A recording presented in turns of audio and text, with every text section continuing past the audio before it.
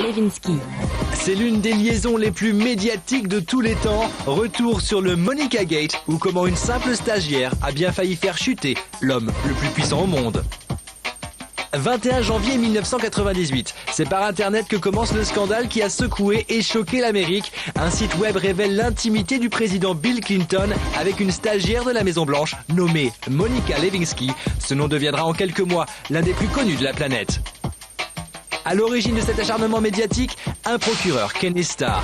C'est lui qui défendait depuis plus de 4 ans sans relâche une ex-employée de Clinton, Paula Jones, dans sa plainte pour harcèlement sexuel.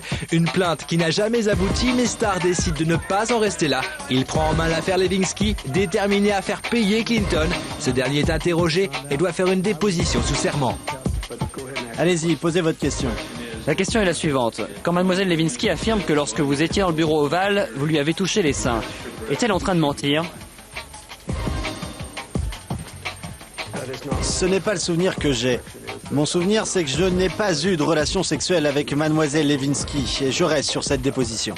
Contre toute attente, sous la pression et craignant les représailles, Monica Lewinsky, alors âgée de 24 ans, dément aussi cette liaison, jusqu'à ce qu'elle aperçoive Clinton à la télévision américaine faire comme s'il ne la connaissait pas. Il y a une chose que je voudrais dire au peuple américain. Écoutez-moi bien.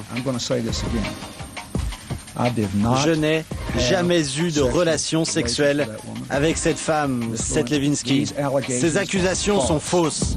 Monica Lewinsky est tournée en ridicule aux yeux des Américains. Pour elle, c'en est trop. Le procureur lui offre l'immunité judiciaire contre ses aveux complets. Blessée et déterminée à prouver que le président a menti et qu'il l'a aimé, elle ressort le 28 juillet 1998 une robe souillée du sperme de Bill Clinton, gardée dans un coffre-fort. L'affaire choque l'Amérique puritaine, d'autant que les enregistrements téléphoniques d'une amie de Monica Lewinsky, Linda Tripp, refont surface. 17 août 1998, les preuves s'accumulent, les taux se resserrent tellement que Bill Clinton n'a pas d'autre choix. Il doit avouer la vérité. En effet, j'ai eu avec Monica Lewinsky des relations inappropriées. J'ai eu tort, et cela constitue une erreur de jugement de ma part, et un échec personnel pour lesquels je suis entièrement responsable. J'ai trompé tout le monde, y compris ma femme. Je le regrette sincèrement.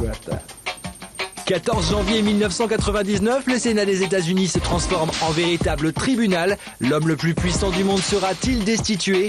Un mois plus tard, le verdict tombe. Non, Clinton restera in extremis à la Maison-Blanche, mais son nom restera à tout jamais synonyme de scandale, au grand regret de Monica Lewinsky. Je ne rêve même pas de demander à Madame Clinton et sa fille Chelsea de me pardonner.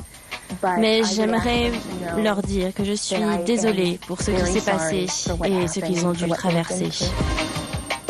Il aura fallu 10 ans à la femme de Bill Clinton, Hillary, pour s'exprimer sur cette affaire. Je n'ai jamais douté de l'amour de Bill, mais la colère, la déception, la tristesse, oui, je suis passée par tout cela. Publiquement, elle leur est donc pardonnée, mais regardez sur ces images datant de l'année dernière, on voit que l'affection d'Hillary Clinton pour son époux est à jamais diminuée.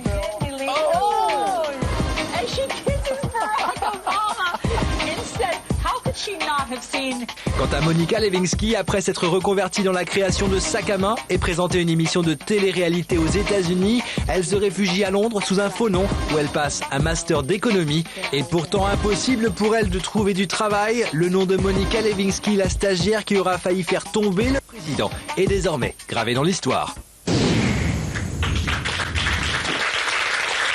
Voilà, un scandale dont on se...